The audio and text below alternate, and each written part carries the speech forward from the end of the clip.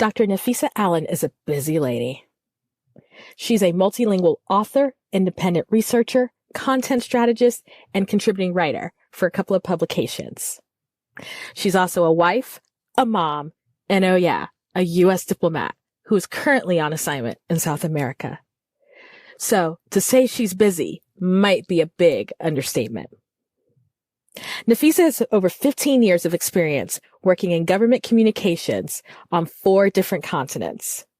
She has worked with funders, founders, and businesses to offer messaging and brand marketing strategies that center audience identity, moral imperatives, and executive transparency. And if that's not enough, she has used her writing skills to create a multilingual children's book that was influenced by her experience parenting her young third culture children. In this episode, Nafissa shares her story of growing up in New Jersey and connects the dots of how her natural curiosity has defined both her professional and personal choices. You'll hear why she created the Black History Bookshelf, which focuses on Black global history. And she also unpacks how she and her husband navigate cross-cultural dynamics within their own family structure. So I'm glad you get to hear Nafissa because she is truly a gifted communicator. She has this amazing way of threading her own story within the greater conversations of Black migrations, cultures, and languages. Welcome to the Global Chatter.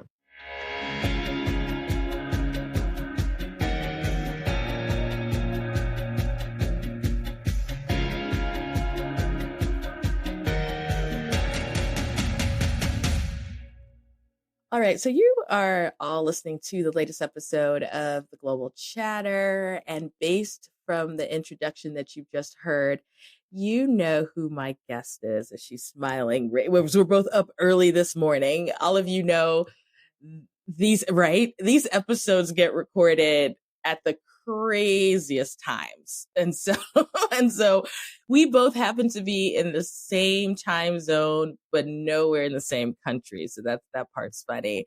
So Nafissa, how are you doing this morning? I'm okay. It's been a week, but I'm really happy to start my day with you, so doing all right. Yeah, no, I'm glad you're here because we were talking offline and you mentioned you had a 4-year-old and a 2-year-old, and I'm just amazed that you're like that. Oh my gosh. Yeah. And it's quiet. Yeah. Well, they're sleeping. So I had to like lock my office door before we started because they would definitely come in and be like, Mama, who you talking to? So. Right. And I was like, that's why we're doing it this early. Yes. Yes, it is. So, absolutely. Here's, for people who listen to this podcast, they know that this is probably the launching question of everything because we talk about Black and Brown mobility, international mobility. So I like for folks to get context of who we're listening to. So where did you grow up? Clearly an American, but where'd you grow up? Yeah. So I'm originally from Newark, New Jersey, which has a really complex history for anybody who knows the town. And my family's African American from the South, so they, came up during the Great Migration and are from, South Carolina and Florida and Alabama. And I guess the international part of me either was born into me or, honed in there because Newark is a really interesting city. It used to be really, I would say, diverse but not segregated, and now it is still diverse but relatively segregated. And a lot of that happened in sort of the 50s and 60s. And after the Newark riots, people, there was a lot of white flight, and people who used to live on the part of town that I'm from, white folks left. They left to either a different side of town or to other towns. And so there's kind of this divide around Penn Station. If you've ever been there, you go one way and it's pretty Black.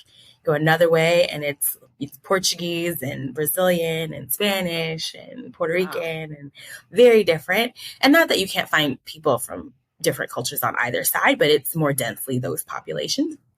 And I think I had just always sort of grown up thinking, there's a Black side of town and then there's everybody else.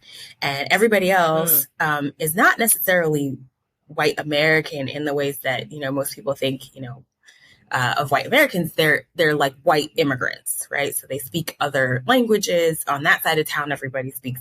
I don't even think until I was much older, I don't even think anybody said, oh, that's the white side. People said, oh, that's the Portuguese side. Mm-hmm. Oh, that's the Spanish side.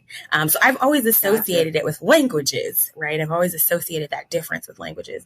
And as I grew older, I was like, I want to bridge that gap. Like, I want to bridge the language gap. I want to be able to be on that side of town and have a conversation and not have, oh, the Spanish or the Portuguese is the reason why we can't, converse or talk, or I can't help you get what you need, or you can't help me get what I need.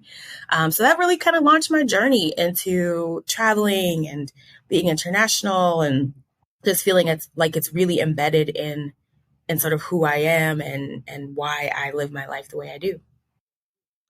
So, I mean, I think that's a great intro, because with that, did you grow up traveling at all? And it's funny to say this, because just in your description, on the other side of the station going, right, there's all these different cultures, right, that you could interface with. But did you grow up traveling either domestically or internationally?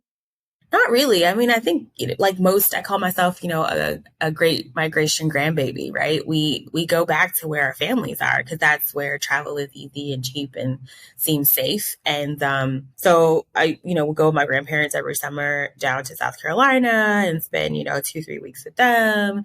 My first international trip, I think, was like to Niagara Falls with my parents. And I probably was like, I don't know, 12 or 13. And I don't think we saw anything of Canada, right? Let's just say that, right? We didn't go farther than the falls, but I had a neighbor who'd gone to boarding school, and I just like loved her, right? I was like, I just want to be just like her. I want to travel the world, and she's found her way. Mind you, she only went 2 hours south in New Jersey. That was as far as she'd gotten, but she was sort of my role model, and I was like, I want to do just what she's doing. So when I got the opportunity to apply to boarding schools, I did. I really wanted to go, because I felt like that was the beginning of sort of launching me out into the world. And so I got the opportunity to do a study abroad in high school, which is something I think a lot of people don't tend to do. So I did it as my junior year and lived in Spain. And then from there, it was like, oh, you can't tell me nothing, right? I've lived by myself. I turned 16 in this country. Right. I'm traveling throughout Europe, and just kind of I think I grew up as an adult in that study abroad experience, and really unconventional way. Like, I didn't do it with my parents, right? I didn't do it with my family. I kind of did it on my own. And I think that style of travel and that style of migration for me has continued throughout my life, that I really use study abroad and living abroad as my mechanism, as opposed to shorter travel. And so I think you said two things that are very interesting points. So the first one is, and especially for folks who are listening who are not American and who are not Black American, talking about sort of the migration patterns that have happened in this country. And so if you talk to most Black Americans, right, who've been here for generations, everyone has a Southern story, right? It doesn't matter where they are in the United States. They can be from Oakland in California. They could be from Chicago, and everybody's got we would go visit, if they were traveling, a grandparent in the South. And so for those who are listening, that's really the context of part of that, I think, your story. But the other thing is what you just said was, you ended up going to boarding school, right? Is that for my own clarification? Mm-hmm. I did. Okay. First of all, going to boarding school, and then so we say study abroad, and we tend to think of high school students, or not high school, college, university students. Right. And I've talked to parents who are freaked out at that level. You went, and we don't talk as much about high school, right? Like, I'm talking specifically Black parents. Like, I have had Black parents freak out when I was in a previous job and I had to talk them through going to Spain, going your baby's to Europe gonna even, be safe. Right? Your baby's gonna be fine. Right. Yeah. But as a teenager, like, this is always for my parents who are listening. How did your parents sort of take you being like, I'm going to Europe for a year? Yeah, well, clearly they agreed. But I guess I would say, I think the biggest shock for them was probably boarding school, but they started this. That's what I always say. My mother started this. So I went to one of the, sort of most gifted public schools in Newark for elementary school. That school only went up to 6th grade. So at 6th grade, I had to transfer to a middle school. This school that I was in was kind of a feeder for, they didn't have DEI back then, and you can clearly tell because it was like, we just need some black kids to pepper in with the white kids. Good luck, figure it out. As my friend says, the chocolate chip in the milk. Oh my God, so much milk, so few chocolate chips. So our school was kind of the feeder for a much more rich, wealthy, elite middle school. And so I got selected, and I was like, oh, I just wanted to see if I could get in, right? Like I'm that person. I'm just like, I want to apply and I will turn you down. I'm not going to be the person to not apply. So let's go see this. And I've always been that way. I think I've always been very ambitious. So from a very young age. And so I got in, and my mom's like, well, you got to go. And I was like, do I gotta go? I don't think I gotta go. I don't think that's how I don't think that's how that works. Like, I want to go to the school down the street, like my public school where all my other friends are going. And she's like, no, you're not. And so I ended up going to the school for 2 years. I'm actually writing a book about this for adults, but I'll share. One of the most foundational experiences that really launched me into migration scholarship was had there, where I had a history teacher, extremely racist, but probably not thinking that she is, right? Somebody who needs one of these implicit bias classes and all these other things. Creates a project that says, who's your first ancestor to arrive in America? You can imagine that this is a really problematic class, right? Like I feel like as a Black child, I was like, is she crazy? What history? This is not Howard Zinn's history that she's, what? This is not a video podcast, but I feel at this point, the audience. Oh, my hands are talking. My hands are doing things. I turned into a Jersey girl real quick, right?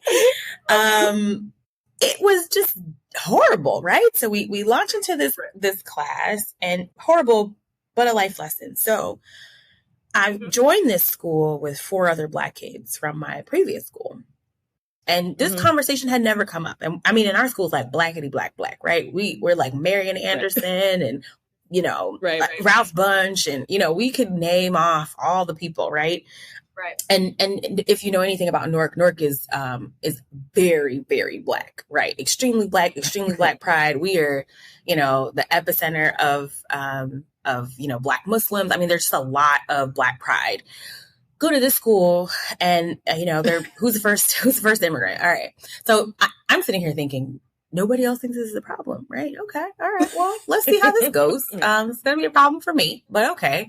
Go back through my family history, 7 generations on both sides. Everybody's still in America, right? And up until this point, actually, I didn't even know that I had a white relative because my grandmother didn't tell me that. But going through the whole, so yeah, she didn't say anything. Her dad's white, and she never told me. So she never mentioned it. That's a whole other book. But this is me in 7th grade, and I come to this class with all these poster boards of pictures. People I actually know, right? Because if you know anything about the Great Migration, the generations are short. So like your grandmother is 19 when she has her first child, and like it's a very short generation. So these are people I grew up with. I know. And then, their parents and grandparents. And I go into this class, and she's like, but like, who's your first ancestor though? It's like, so for the history teacher, must we discuss slavery, right? Like, must we begin there? But what was eye-opening was that none of the other Black kids had this problem. So everybody else had a relative. So they were from, the Caribbean, or they were from Africa, and they were like, oh yeah, so my grandmother or my, great grandparent. And I was like shocked to be the only person in this class of maybe 30 something, who couldn't identify my, origin ancestor in America. And I felt extremely excluded, not just from sort of, the American narrative, which I think does pride immigrant stories and does want to tell you that, your rags to riches story is rags from some foreign country to riches in America. And that's how you see progress. But I also felt very excluded from the Black experience too, because I think I realized at that moment, again, very early, right? Some people are having these conversations in college, right? That like Black is not the same. There's lots of definitions for within Black, and that being African American within Black is not okay, right? I think I got that, right? It from that lesson that it's okay if you're Black as long as you're a Black immigrant. If you can identify with a Black immigrant story, then okay, right? You're part of the narrative. But if you're from slave heritage, we got nothing for you. And that really got me really thinking about diasporas and identities and sub-identities, and it's very intrinsic in what I do now. So if you read any of my academic work, it's very much about breaking down really large groups that might seem nebulous to everybody else, and you might think you know who they are, but having conversations within the group to go, well, like, are you the same as that type? And really breaking it down along the lines of migration to say, you know, it's not just because you're a different religion, or it's not just because you live in this part of the country now. It's because your migration route was a completely different route. So your origins, your cultural beliefs, your identity is very different than someone who phenotypically appears to look just like you. And so all of that really started very, very young for me. And I, you know, have the vocabulary to discuss it now, but that's after having completed a doctorate degree. I think, you know, as a seventh grader, I just was like, well, I'll be damned, right? I mean, I didn't know what to say. Here's the thing that hits me. I've done some DEI work, been in some training, I was in a great training with the son of C.T. Vivian, who, for those who understand the civil rights movement and whatnot, and he recently he actually passed, I think, the same day or day before as John Lewis. Oh man. They were actually I know this is like random information, but you know, in Atlanta, you know, there was an agreement. They had his funeral first. Like they were both side by side, their coffins in the funeral home. And then, you know, they had his funeral first, and then they had John Lewis's, because these are men who, if you don't know who he is, was, you know, a pastor, but just one of the greats, right? But I was in a training with his son. And one of the things that kind of impacted me is that he'd asked this question, you know, it was a mixed race environment. It was really intense training, but he'd asked this question about the story of how many of your family has been here 1 generation, 2 generations, 3 generations. And he kept going back and back and back. And he, you know, at the end, he said, this is what's always interesting about asking that question. Usually by the end of that question, the only people who have their hands up are those who are particularly Black American, right? Let's not say African American. Let's say because my family came in the 70s, so we're the modern, right? Of course, yeah. But it's almost always, and it's only at that time, for the first time, I think that some people realize in the room how long, if you are a Black American and your family has been here for a minute. Like your family has been here for a long minute. It isn't like, you just came, right? It is time immemorial, right? It is as old as this country is, right? And I think that's really difficult for many people to imagine, especially I think people who consider themselves, you know, blue blood Americans or whatever that means, right? To believe that the people who've been here the longest, the people who have the longest history of America, the people who have I think, and, you know, I write about this in my book, like the longest claim, frankly, to this country, right, are Black. And not that frankly, that's not even true, right? They're Native, but we could go on, right? But in representation and in a groundswell of people of color in a room like the one you'd be in, it would be rare to find, you know, an Indigenous American. It would be extremely difficult to do that for historical reasons, right? And so that leaves us. And I think it is often at that point, in my experience as a young person, that everybody goes, yeah, okay, so let's move on, right? Because nobody wants to tackle the history of slavery today, nobody wants to tackle the notion that those realities for so many generations could be very present right now, right? That, you know, if we've been dealing with people today who have a history of hundreds of years of oppression in their family that they can identify, what are we doing about that now, right? It's like, oh, that's too big. It's bigger than me. And then you get into the conversation. Well, I just got here, right? My family just got here. My family's not part of that, right? So it just becomes a very divisive conversation. But what it does for the person who identifies that way is extremely minimizing. It's extremely isolating.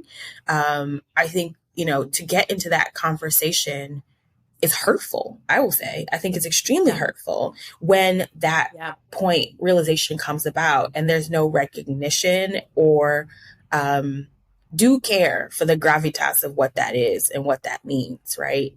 And I think we see that in other cultures. We can see that in other places. And part of, again, my research, wherever I go, is to look for that same dynamic. It doesn't have to be in Black skin. Often it's not. In many places, Black people are the new immigrants. So that's not the narrative. But I'm always looking for who is the origin of this place, right? Who could identify with that today? And how do they talk about it? How do they talk about themselves? How do they believe they get represented either politically or socially? How do they get included? How do they get excluded? And, you know, and also who is part of, let's say, a larger phenotype that makes them disappear, right? So who's part of that? Who's part of that larger group that everybody's going, oh, they're all the same, right? And what is their experience that's differentiated from this sort of, you know, larger, older, more established, perhaps, group in the history of that country? And then what does that mean for the national narrative, right? How do these different narratives contend with what people say is the story of a country? You know, that's wild. You were talking and it reminded me of a time I went to, I just had this conversation with someone. I went to Argentina. And I was in Argentina and I was, you know, looking like me. Traveling. Everybody knows I'm Mexican. I had a shaved, you know, and Argentina was actually very interesting. Like the only folks who really stared, I think, were other South Americans, and some of them just thought I was Colombian. So they were just trying to figure out, you know, which the guessing game. Sense. And then the where are you from game, it's going to be offensive no matter what you do. The answer's always bad. Always bad. Never play that game. Well, and the answer's always wrong. But and actually, it wasn't too bad. When that same trip I went to Uruguay, and they were like, Brazilian? I was like, you know what? I can roll with half it. Bad, you know, right? Yeah, we're getting there. But I just remember having a conversation with someone, and he was Argentinian, and he was like, you know, the way he learned a lot about, and it was interesting, his introduction to sort of the racial history in the States was through listening to music, through jazz, right, and the blues. Oh wow, which I thought is right. And I was like, you could tell he's kind of a very introspective person. And I thought that's a very fascinating way to go through the arts. And I thought, you're not wrong. The more I think about it, like how much could be told through, you know, jazz and some of the greats.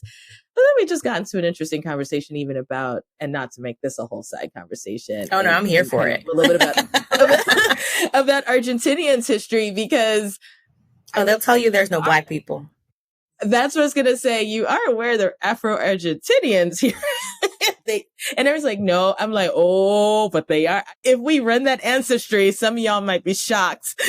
You might be shocked. Sigh. Well, I mean, yeah. If you know anything about slavery in South America, you'll know it's a really complex reality, because they ended, you know, slavery before they actually ended slavery, right? So they ended the import of slaves, and then just sold all their slaves internally throughout South America at extremely high prices, and in many ways, Argentina, you know, for whatever, has that history, right? They in theory, quote, got rid of their slaves, right? And many other countries had tried, right? I mean, they did as much as they could to import white folk. They were like, anybody, Italy, Germany, can y'all come here? We need to whiten this place, right? They believed in eugenics. And so they wanted that. And not to say that there aren't Black Argentinians, because of course there are, but the Iberian way of colonization is through miscegenation, right? So you actually control people by intermixing and intermarrying, and you try to find a way to control the population by whitening them, but that doesn't mean you erase African ancestry of any kind. It's still there. But in large numbers, they did sell as many of the Black slaves as they could to other countries, and they have, ended up in other places and perhaps have Argentinian origins. But it is always fascinating to me when people tell me that there are no Black people in the country, because I'm like, you're lying. I can literally like where I can find them, right? Like just put me in the middle of your capital. I will phone in my Black beacon, and I will find these folks, because they're there. It's like, we're always there. There's no place we're not. It's always interesting to see people who are shocked by the presence of Black people in a country. Oh my gosh, how did you get here? Like, the same plane that the other Americans and Europeans get. It's the same thing. I'm so confused. But yeah, I feel you. It's been interesting traveling around the world, particularly South America, because I don't think they even know their own history, right? I think in many places, I think that's a good part of it. That's not what they hear. They go from colonization to independence, and then everything else is kind of a blur until now. You know? So Black histories are not common. Yeah, I think that's a great segue into our break, because on the other side of this, I want to talk about then your own personal global movement and sort of the things that you've seen. Because if you didn't know, I don't even know, I remember if I said at the beginning, she's in Peru right now. So we got to talk about how she's gotten there and what she's seen. So we'll be back after the break.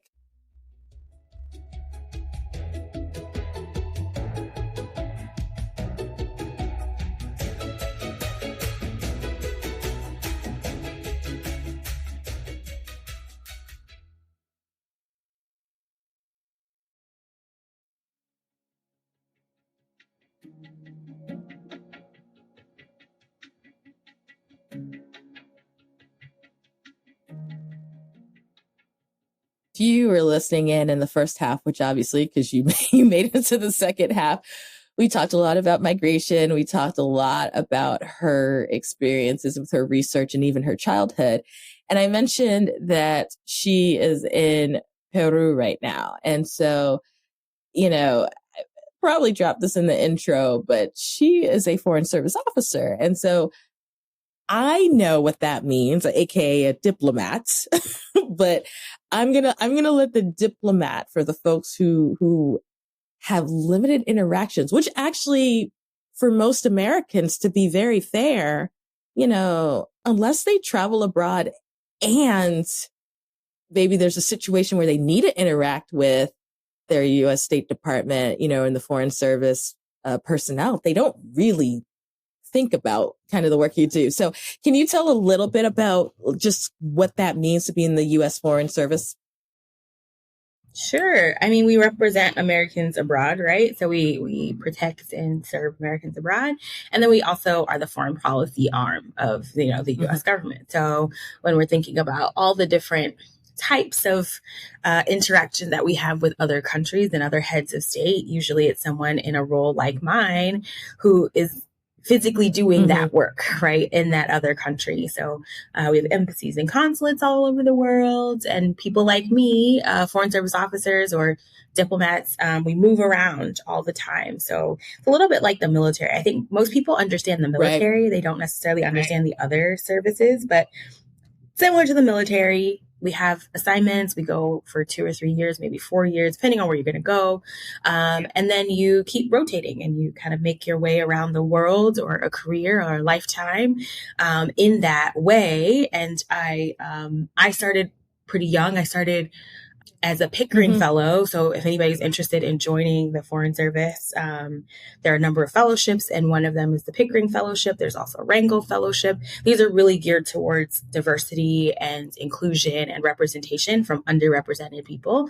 And I joined almost, right out of graduate school. And so I've lived in a number of different places, and I've kind of grown up as an adult here, right? I've grown my family in this way, which is, how I have, third culture kids, where I've got, my husband is not African American. He's originally from Mozambique. So we have, multiple languages in our house. And now we're raising Black children of, mixed Black heritages in a place that's not where either of us is from. And so, it's a constant, we were talking identities, right? It's a constant conversation about, well, how are we raising them, and what are we teaching them, and what do they need to know? And it's very interesting. It's been a journey. I have a 4-year-old and a 2-year-old, and I got married. Oh my gosh, I'm going to lose count now. I guess 8 years ago, 8 years ago. So yeah, over a very long, almost 13-year career, I've actually grown my family. And then in parallel have done all of my research as well. So every time I went to a different country, I kind of picked up a different degree and added a family member. And now here we are. Here we are in Peru. Oh my gosh. I mean, and I think you've given so much to unpack. And so one thing I was just, and I thank you for that description, especially about what you do, is I think everything that people know about diplomats, they see from movies. Oh, of course. And it's like you all come in to save the day when somebody is stuck in a place. And you're shaking your head, and I know you don't. Yeah, there's so many misconceptions. I mean, I think I get people, my family, they're like, oh my God, are you like 007? Do you know how to tumble? I'm like, nobody said I worked for MI6, right? That's not what this is.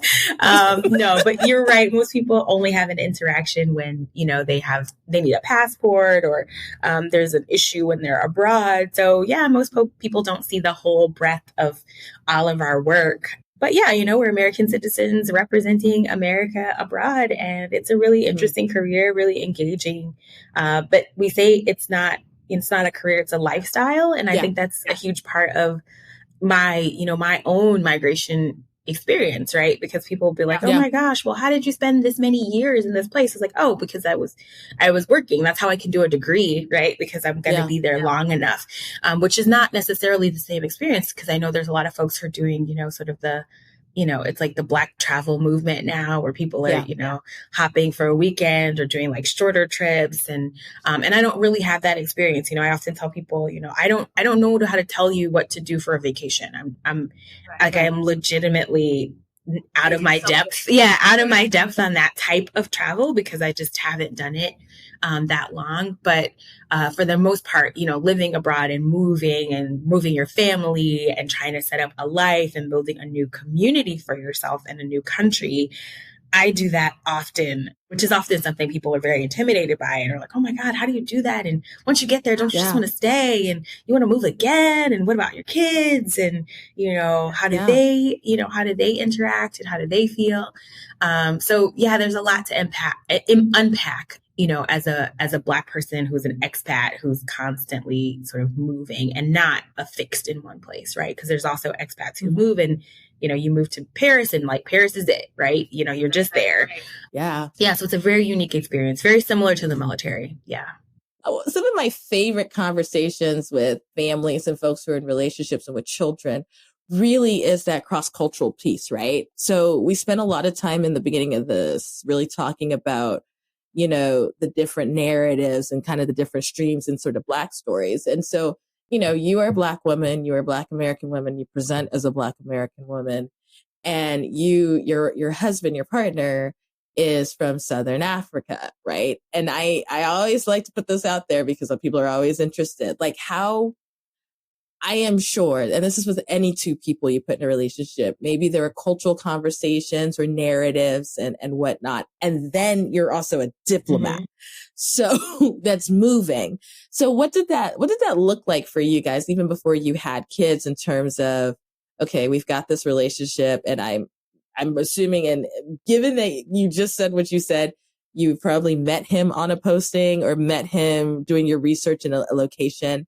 Like, what did that look like, knowing full well that also you're going to leave in a couple of years? Yeah, totally. So we met in India and he was there studying while I was there working. So similarly, he wasn't planning to stay in India either, right? So I think this would be different if I had met him, you know, perhaps in his home country and then I wanted to leave and he's like, no. But we had both been travelers at that point and met through a number of mutual friends, all of which, it's so funny. We just had a Zoom meetup with our friends from India over the weekend, and everybody's from a different country and in a different country. The person who introduced us is from the Congo. Some of our really great friends are from like France and Germany, and they live in Ethiopia now. There's some parts of the world where the international community is extremely diverse and really like tight knit, even though they're diverse, right? If that makes any sense. New Delhi is one of those places where foreigners just like flock to each other and it's like lifelong friendships. And so he came out of that sort of friendship group and he was really excited about it. I think, you know, I joined the Foreign Service super young. And so I have always had this like interest in like, what would life be like if I didn't do it? Right. So like, I think I might have been tempted even to be like, well, I could take a year off. Let's see how it goes. He's like, no, I love this traveling thing. Where are we going next? And so I think we have that same zest for travel and we don't. Even now we've talked about, you know, the fact that we have kids, like would we want to live in America for a very long time? Like, would we want to, you know, quote unquote, settle in America, which is weird to say, but also weird to think about. And we're both like, ugh, no, like we want to keep traveling. And like, even if we were in the States, you know, maybe we'd spend a couple of months, but then we'd be snowbirds. So anyway, we have that same, interest in travel. So nobody was pulling the other person along or convincing them, you know, oh, you should want to do this. I would say what ended up happening, I say it was good for him, was my, after I left India, my next role was in Mozambique. So, a number of opportunities had come up that hadn't panned out and then Mozambique came up. And so we ended up going back to his home country, which is interesting because as our families developed, it was so funny. I mean, we had so many issues with the family stuff when we decided to, you know, we're together and we're, you know, going back to Mozambique because, you know, most of his family expected that I was coming to follow him, right? So they thought like he's got his fiance and they're going to come to Mozambique and they're going to be here and they're going to like make a life here. And, you know, most of them didn't even know that I had a job, much less where I worked. And it was like, you know, slowly, I was like, I'm not here for him. Like, if anything, he came for me because he was actually planning to do some scholarships in Europe after his undergrad and decided, you know, I'll just come back to Mozambique with you. And so, you know, very interesting conversations with his family about the fact that I'm not at everything and I'm not at all the things grandma wants me to be at. And I'm not, you know, learning how to make the recipes in the back. And I would say culturally speaking, that was a really huge barrier for us at the beginning because I think he had left Mozambique really young. Not really young, but, you know, by the time I met him, he would have been out for about 4 years. And, you know, the way he remembered his family as being like open and they're going to love you. And I got there and they were like, okay, she's Black, but she's not Mozambican. What do we do with her? Right. They have come to love me. I will say that. But I think there was an expectation that I would, you know all the same things that a Mozambican girl would know about. I mean, there's ceremonies, there's things you got to do. There's like rites and just so many scripts to what you're supposed to, how a woman entering a family, an African family, is supposed to behave. And I, number one, didn't care to even know them. And number two, wasn't going to be around to do it because I had a whole full-time job and was doing a PhD and wasn't having it. And, you know, there were times when I said to him, I think this would be easier if I were white. I think your family would process that I'm not Mozambican and I don't get what they're trying to accomplish and that I am trying my level best to be accommodating and respectful, but I'm not trying to assimilate. And I was like, I think they would understand that if I wasn't also Black. And he's like, yeah, you're probably right. And, over time, he did a lot of buffering for me. I will definitely say that. Like, he didn't put me in positions where I would feel uncomfortable. If I was like, I don't want to do that. I just don't want to do that. I don't want to be part of that. That's not what I want to do. He was like, oh yeah, don't do it. Right. I mean, he was equally as brazen, I think, about being protective of me. And that made our lives very easy in that regard. And then eventually, they got to know me, I got to know them, and it was a better relationship. And then as we've moved on, we've moved to different places. We lived in Angola, we've lived in South Africa, we've, now we're in Peru. Now we're the unit, right? It's the two of us and our two littles. So we don't have the family. And even that, I'm like, I kind of miss arguing with your aunts. I mean, they would have taken the babies, at least I could be like, argue with me, whatever, but take this child out of my hand. So we miss that community. But you said something that I, interestingly enough, had a conversation with a friend maybe earlier last week. And it's that part where you said about you both being Black, right? And I, had a conversation about sort of when you date cross-culturally, interracially or whatnot, that often because there's a visible, we're probably starting at different places. Some conversations happen early, like there aren't certain assumptions made. Sure. Well, there are assumptions made, but there are not certain assumptions made about what culturally, whatever. But it's interesting. And in that case, we were talking about if you were Black American and Black American, right? And you and I both know being a Black American from Newark and being a Black American from Mississippi, that's still two cultures that are very different, right? But because we are of the same race, sometimes we don't have those conversations and those doing the work because we assume you're Black, I'm Black, that's what it is. Yeah. And, right. And so when you were talking about, with your in-laws and whatnot, I was just thinking to myself, I think about it so much when we're from the same country. It didn't even occur to me that you could still have a layer of that. Even and obviously they know you're not because it was very clear you were not Mozambican. But it's funny, they still, many of them are like, she doesn't speak Portuguese. I've been speaking Portuguese for 15 years. But like I don't speak it with the same accent, right? And half the time I'm just like, I'm just in the corner. I'm the new white. I'm going to sit in the corner. I'm not going to talk. I'm not going to say anything. Everything I say is going to get ripped apart, right? Like, I'm just going to be quiet. I just tell everybody I don't speak. They literally, there are people who are like, oh, she doesn't speak Portuguese. She has no idea what we're saying. And you're like, what you just said was... No. I just let it in one ear. I let it out the other ear. It's okay. I think I've learned, again, when you're in constant adaptation like I am, you pick your battles, right? Yeah. Like they're not trying to hurt me. They just, they think that there's a certain script to the way that women coming into a family would show deference and would behave. I don't know that script. Right. I and I'm still here, so we're just gonna keep living with each other. But it's interesting. It's very interesting. I think what you bring up is a really interesting point. Like I tell people, our kids are Black mixed with Black, right?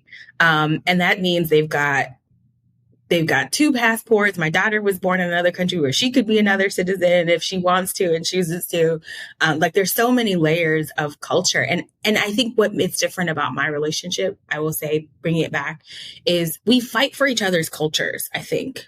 There's times when I'm like, I'm not teaching them that, right? Like, we're not going to go into, whatever, crump music. We're not going to talk about that. Yeah. We're not going to do that. And he's like, oh no, these kids are African American. Okay. When they go to Atlanta, they need to know all the songs. They need to eat grits. Okay. Like that's what we're doing. Okay. You're not going to hide this from them. Like he loves American culture. He also grew up learning English through music, mainly through rap music and sort of R&B and pop music. Like he's a Michael Jackson fan. Most people who meet him think that he's spent time in America before meeting me, and he never had. But that's also true for many people in Southern Africa, because, South Africa is a huge Anglophone giant. Much of what they have imported about English is actually from the United States.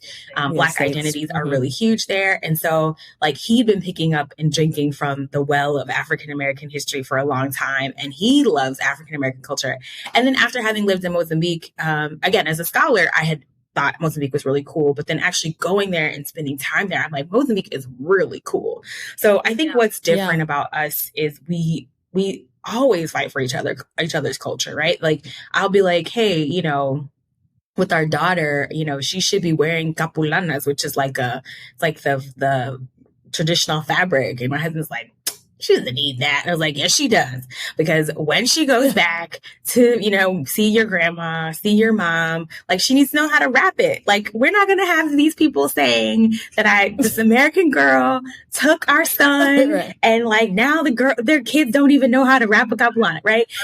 You know, that's not happening. So anyway, we really appreciate each other's culture. I think we try to make it really integrated. We don't have the kids see, you know, oh, mommy's doing the American thing and daddy's doing the Mozambican thing. Like they see us just doing sort of this melange of cultures. And like, we definitely work at it. Like my son is doing preschool online with a teacher who lives in Portugal because we want him to have a really strong command of Portuguese. Like we're like, I don't want him going back to Mozambique where he has citizenship and feeling like he can't talk to people who are in his grandmother's, you know, plot of land. Like he needs to be able to converse. Like that is his culture, that is his history, that is his heritage equally as it is with mine. And just because my job sort of allows me to keep him in an English bubble, that doesn't mean that that's true for who he is and who he should be in the world. So we do the work, you know, we do the work.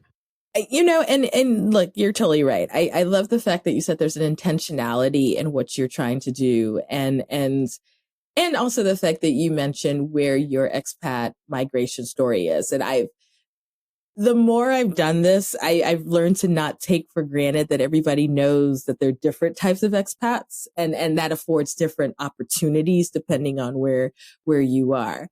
But with that being said, especially, and you touched on this, but especially the fact that you are raising Black children. And this is always an interesting conversation I have with most of the expats who come on here or folks who have a story is what it means, particularly for you as a Black American raising Black mixed Black cultural children.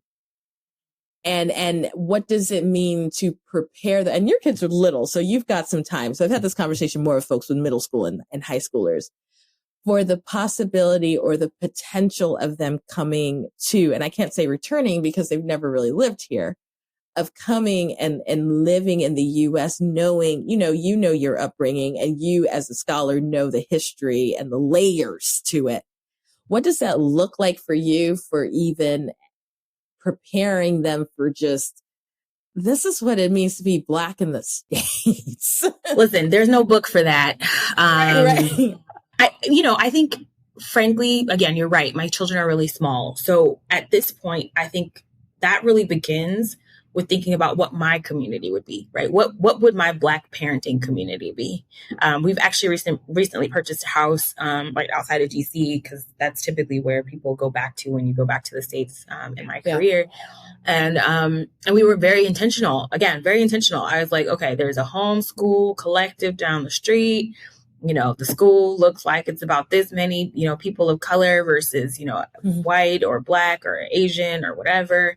You know, we've got these number of options, like this neighborhood looks like this. I mean, it was very like, granted, I think those same things benefit me, right? Those same things make my parenting journey easier because I'm not going to have to sit here and go, well, you're the only Black kid in the room, right? You know, so it's as much to their benefit as it is to mine. And so I think right now, again, I'm interested in cultivating a community where parenting can happen, that we all collectively share that burden of, you know, trying to prepare our children and protect our children in a space, right? And I looked for that everywhere. I don't look for that only in the United States, but I look for that everywhere I go. Like, you know, I'm like, hey, anybody else got a brown kid who needs to have their hair braided? Like, where are you? Can we do a collective with the hair braiding person? So we do this on the same Sunday. So I'm always looking for that community. I think it'll be difficult, you know, like my husband and I had many conversations about where we would raise our children and if we felt unsafe or unhappy with their experience in the United States, where would we go and how would that look? I think we always again, the type of expats we are, right? We always have an alternative, right? Nobody's stuck. And I think that's one thing that a lot of people don't realize about particularly Black migration in the US and other places, right? There's a scholar, her name is Ong, and she basically says, we have flexible citizenship. And she usually uses this in regard to Asian citizenships, because many people who are of a certain class and category will have multiple citizenships that they use to get into and to, manage certain things, right? You have your banking in one country, you've got your business in another country, your kids are going to school in another place, and you kind of collect residencies and citizenships in a way that allows you to facilitate this sort of transnational experience, because that's the best way for you, right? Your citizenship is a currency. And so I think, again, we have to be realistic, right? We've often talked, like, would we go to Mozambique for a time if we didn't feel comfortable? Would we go to, again, my daughter in theory could be South African, right? If she wants to do that, would we be willing to go to South Africa for a time, because that feels like the best place? I think we talked more about that than we've talked about how we would confront and stay in the United States if we felt like it wasn't working for us. But I do think it's a great question. And I think it's a valid question. We just haven't had to tackle it yet. I think we're trying to put ourselves in the best possible position to be in the US and not to have those types of experiences. But I'm sure they're going to happen. No, they coming. They're going to happen. And again, I just hope to be in the right community, that if I don't have the right answer, or I feel ill-equipped or underprepared or stripped of my agency, that there are other people in our space who are equally as protective and loving of my kids, that I would have the support that I needed to defend and protect them, and to, really fight for what they deserve in that equal space. So that's where I think we've landed thus far. But check in with me again in like 5 years. Maybe I'll have a whole different answer. I'll be like, we've moved to Thailand. I don't know. Right. I don't know. That's just what we did. I don't know. Yeah. So, let me tell you, as many parents as I've talked to this, everybody's answer has been like, whether they're 2 or they're like about to go to college, the answer has been like, yeah, we're still working this out. Yeah. Like we're working now. It's a question that has no answer, right? You're saying, how can I protect my children from possible, violence, right? Whether that's emotional, physical, sexual, any of that, right? In a world that I don't control, right? That's what we're saying, right? Like, how do I put them in the best possible position to defend themselves and to be safe and to make safe choices, in knowing that no matter what they do, they could still be victims and they could still be blamed for their victimization. How does a parent, right? I mean, there's no good answer for that, right? I mean, there's no good answer. Well, and I think also, and this is me speaking as a, I guess you don't stop being a TCK. I know. But this is me speaking as someone who is a TCK, is that what's very interesting for me is that, and we don't know what your children might decide to do. They may decide to go if they want to go to uni, they may go in Europe, they may go in Canada, they may go somewhere else, right? They may stay on the continent. But like, I just remember, oh crap, I don't really know the mores when I got here for college, because also, we're talking about the greater country, but even within different Black communities, because once again, they're Black mixed with Black, right? But that Black mixed with Black isn't a Black that grew up here. And to be honest with you, I think one of the things that I really tackle in a lot of my work is you don't have to fit in, right? You don't have to. I think, we do, especially in the Black community, we do, I think, overvalue fitting in sometimes, right? It's like, well, you have to have already known the secret handshake to come up in here, right? Which is laughable, in fact, because even the idea of like, African migrants having been part of, Black American history, African American history, right? Like we've got got Marcus Garvey, we've got people coming, Langston Hughes spent a good chunk of his young adulthood in Mexico because his dad moved to Mexico. And so like he spoke Spanish fluently and lived there, right? Like there's so many stories of like Black people in motion who like fit in or didn't fit in their day, but are like epic and amazing. And like, you don't have to, right? This whole like idea that you must assimilate to some like overbearing, overarching culture that frankly none of us are, right? That prototype of like, you have to be the Black that looks like this kind of Black and does this kind of Black. I don't even know who that is, right? I mean, I've never met that person. So constantly pegging ourselves to our safety and our emotional well-being and our, our psychological inclusion to a fiction is problematic, right? It's extremely problematic. Yeah. And I think I don't want my kids to feel like there's some part of American history they missed. But I also, maybe, well, I will say, I don't value that, right? I don't value that proposition. I would say to them, well, there's a lot of things everybody else in that room missed about what you know, right? So like the idea here is just not to feel inferior because of whatever your differences are, right? You're different. Everybody's gonna be different. They different, you different, everybody different. Okay, let's just be different. But there's no value judgment on different, right? There's no value judgment on that. Right. And if you feel like you're in a space where you're unsafe or you're not valued because of your difference, then let's talk about that. Because there are other spaces you can be in, and you don't have to be the educator in every space that you're in.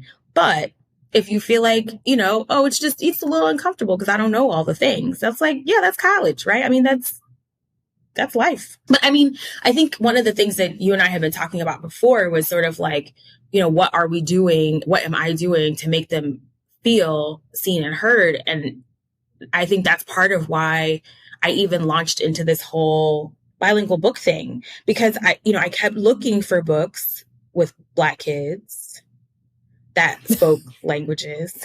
I have traveled. I mean, I can't even tell you how many countries I've visited, lived in, because I love books. So I'm always in a bookstore, right? So yeah, I'm in everybody's bookstore.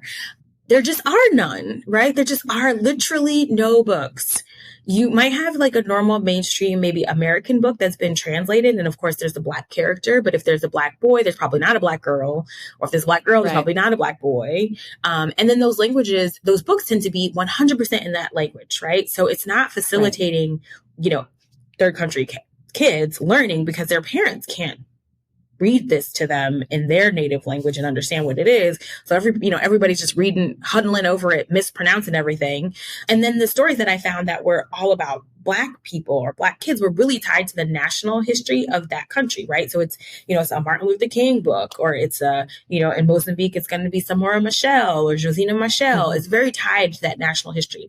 And I was just like, I just want, Good Night Moon, right? I just want that. My kids are too young to read the national history of the archetype of the nation, right? We just need a rhyming book that is easy for them to see, that has Black and brown kids in it, that I can read, their dad can read, they can read, and it all sounds easy, right? I just want easy. I feel like Black experiences around the world are just always so hard, right? I'm like, no, just easy. Anywho, so I was like, I think I'm just gonna write this. My husband's like, yeah, just write it. Like, you've been searching bookstores for 3 years. Just write it. And here we are. And there's a handful of you, and I feel like every time I have Black children's books from an international perspective, I think I've been doing this for like 6 years. I think there's at least 4 of y'all who are just like, I couldn't find something. And so I made it. So if there's anybody else who's made a book, holler at me. We need to have a book exchange with some brown characters and some languages. You know what? And I think I'm going to put it on the website, because you're talking, I'm going, which is why when you and I connected and I saw you did Black History Bookshelf, I just thought this was so brilliant, because I think this ties everything we've been talking about today in terms of identity, reading, understanding stories, or whatever, that you've created a platform. And I know it's a labor of love, and I know it's labor. It is a labor of love. You're totally right. But going on there, and I love the fact that you broke up books by region, and that someone could go on and find stories of, at least we're now talking at least mostly adult books, right? But find stories and experiences and from across the world.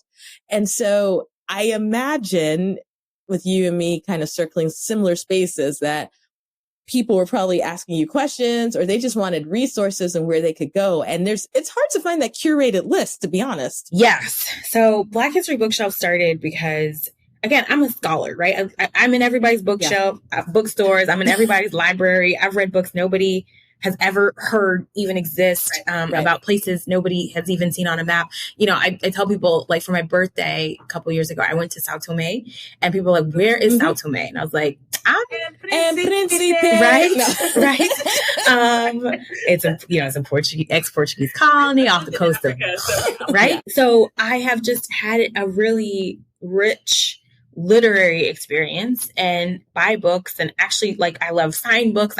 I just love books. And so people often come to me about, their travel experiences and the things that they want to do and where they want to go. And again, my circle is predominantly African American. And so they're very curious about how they will be received when they get to places, and they want to know, like, what is the Black history, so that they don't come there and trample on it in some way. And so I was like, let me put this out in a place where anybody could find it. And so blackhistorybookshelf.com is really, it is a labor of love, because we don't really advertise much, and we don't, try to monetize. I've been working so much on my book with, like, Xavier, the superhero, that I just really haven't focused on trying to monetize that site.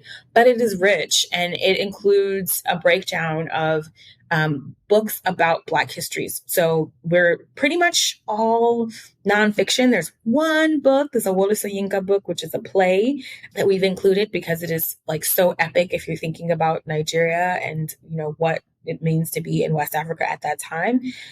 But it's all of these nonfiction books about the history of Black people in different places around the world.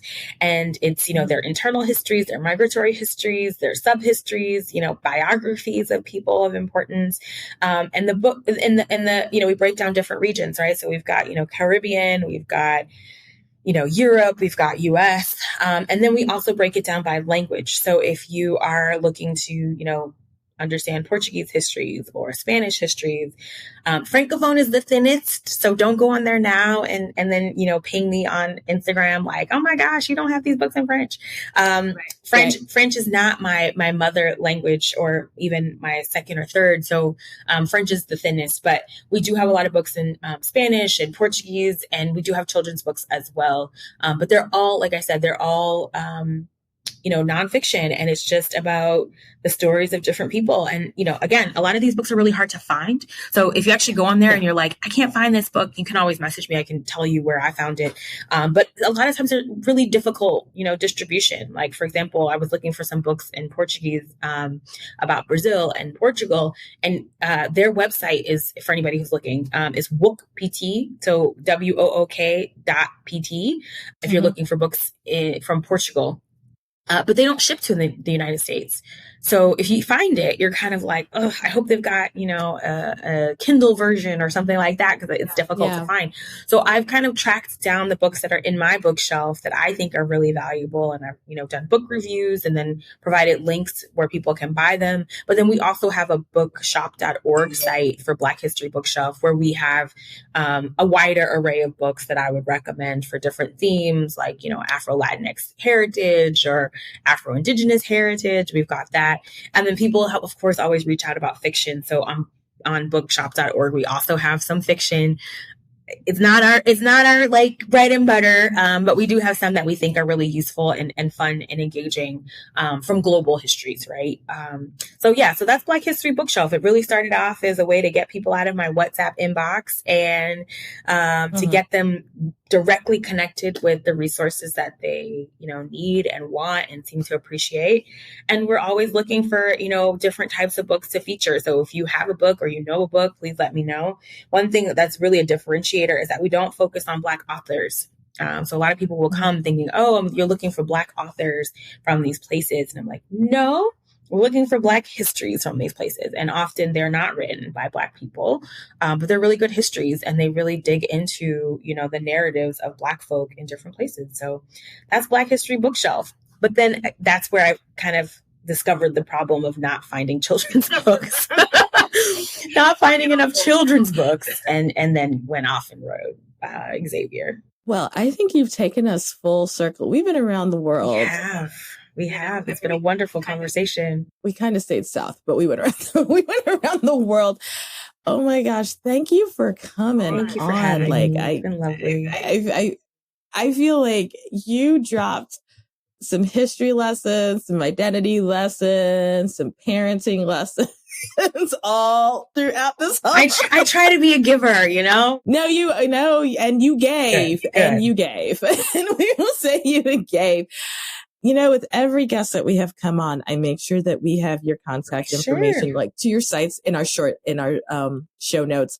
And so if you're looking for, especially as Nafissa was referring to the Black History bookshelf, if you're also want to get contacted through her website, we're going to have that information in the show notes. We're going to have it on our website. We're going to have it on our YouTube page, because as those of you who do follow, we do put this information and we put the episodes up on YouTube. And so you can find her and reach out to her, as busy as she is. I will answer. Maybe at odd times of night, but I will answer. Because as you heard, she has a 4-year-old and a 2-year-old and a very busy job. So be patient is what I always say. But thank you again for coming on. No problem. Thank you for having me. It's wonderful to be connected with your audience, and I appreciate your time. You've just listened to an episode of The Global Chatter, which is hosted by me, Amanda Bates. It is edited by Stephanie Ficcio. Don't forget to subscribe to The Global Chatter on your favorite podcast platform. You can also follow us on Instagram at The Global Chatter, or stop by Twitter and find us at Global Chat Pod. If you have a question, want to subscribe to the newsletter, or are interested in sponsoring, visit theglobalchatter.com.